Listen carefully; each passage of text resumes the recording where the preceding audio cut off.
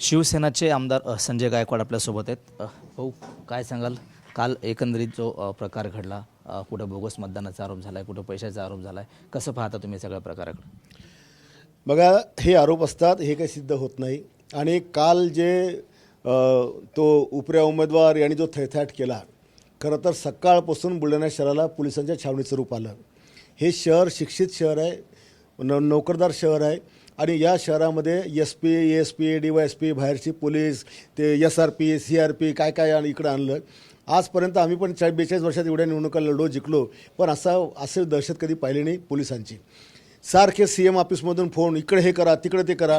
आता जो काय एका बुथवर तुझा घोळ झाल्याचं हे म्हणतात. पहिली गोष्ट, तो जो मतदार होता त्यांनी या बुलढाणा शहरामध्ये बरेच वार्डामध्ये कोणत्या बूथवर मतदानही सापडत नव्हते. मलासुद्धा 2 बूथ बदलावं लागले, माझंच मतदान मला सापडत नव्हतं. तो सुद्धा बहुतेक मतदार हा 4 ठिकाणी जाऊन आला. त्याला कळलं का आपलं इकडे मतदार आहे. त्यांनी त्याचं कार्ड पाहिलं तर त्याला वाटलं हे या मतदारात नाही आहे, आणि त्याला बोगस म्हणून लगेच त्याला मारहाण चालू करायला लागली. अरे, तो जर आत गेला असता, अधिकाऱ्यांनी त्याचं कार्ड तपासलं असतं, ओळख तपासलं असतं, यांच्या एजंटनी जर त्याच्यावर आक्षेप घेतला असता की हा बोगस मतदार आहे, तर आपण मान्य केलं असतं तो बोगस आहे. तो आत पण नाही गेला, आणि तो विचारतो की माझं कुठे तर तुम्ही मारायला सुरुवात करता. आता सुरुवात केली तर माझ्या मुलाचं नाव घेता. माझा मुलगा तुम्ही TV तुझ्या बघा, तो गाडीवर आला त्याला मारामारी करताना आणि सोडून राहिला.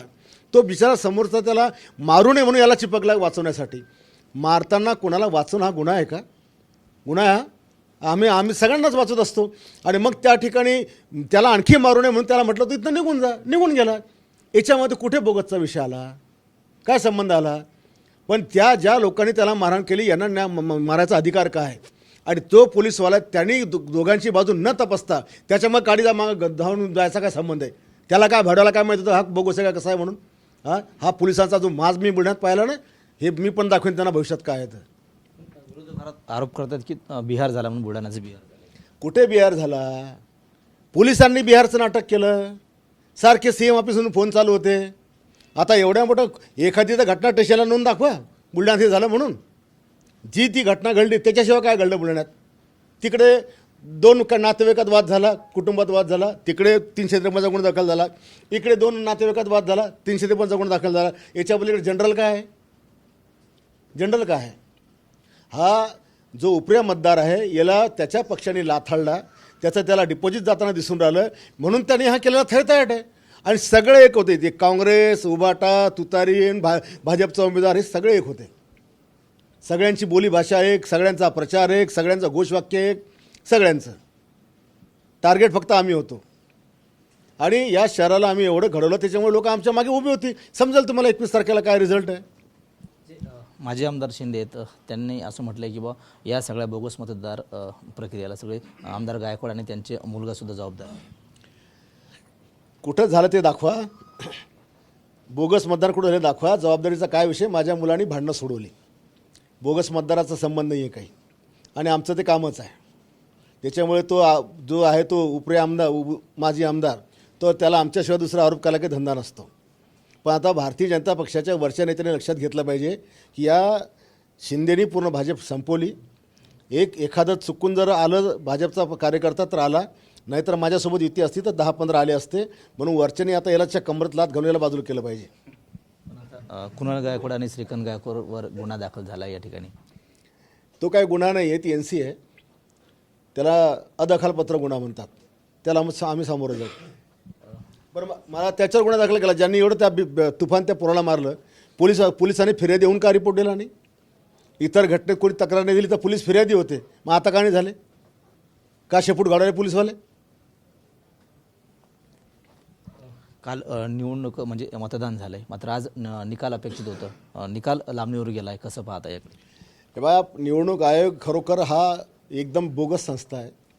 246 नगरपालिका, 42 नगरपालिका, 288 पैकी काही मोजक्या नगरपालिकांमध्ये रिझल्ट बाकी. तुम्ही पुरं महाराष्ट्राचं काम थांबवून टाकता. आज 20 दिवसामध्ये प्रशासन स्टॉप होऊन जातं. महिनाभर स्टॉप झालं. आता 20 दिवसामध्ये आम्हाला बाकी कामं करायची, टेंडर लावायचे, कामं करायचे. आला आचारसंहिता, काही करता येत नाही. आली आचारसंहिता, अधिकाऱ्याला तेच पाहिजे. मतदान होऊन गेलं ना, मग आता आचारसंहिता कशाला पाहिजे? तुम्ही निकाल ठीक आहे ठेवला 21ला, आचारसंहिता तर मोकळी करा, तिथं काढून टाका. आता काय आचारसंहितेमध्ये काम केलं इफेक्ट मतदान होणार आहे का डबल? ज्या क्षेत्रामध्ये निवडणूक राहिली तिथे लागू ठेवा, बाकी काय संबंध आला तुमचा? जो मधला जो कालावधी आहे आता तो त्यावर आरोप करतात विरोधक की बा हा काहीतरी गॉड बंगालचा प्रकार आहे, सेटिंगचा प्रकार आहे. सामनातून टीका होते आज की निवडणुकांचा हा खेळखंडोबा आहे म्हणून. आता त्याच्याबद्दल काय म्हणजे खेळखंडोबा, आम्हालाही संशय आहे की आमच्या EVM फुल आमच्या मताने भरेल आहे. त्या रात्रात कोणी जाऊन बटणं दाबू नये हेच आम्हाला बी शंका आहे.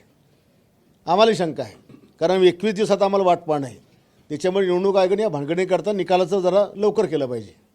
काय वाटतं तर बुलढाण्याची जागा आपल्याला मिळेल, जिल्ह्यातल्या किती जागा मिळतील आपल्याला?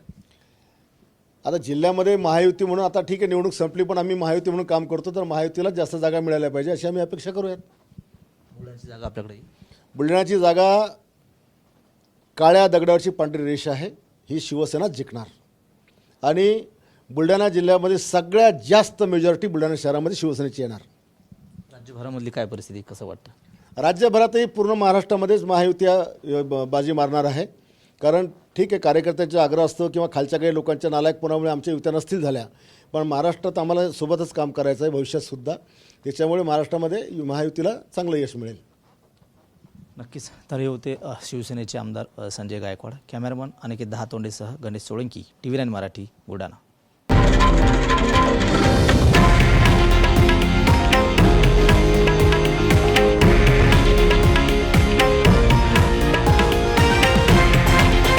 हे आहे देशातील नंबर 1 न्यूज नेटवर्क आणि आपण पाहत आहात TV9 मराठी, एकमेव.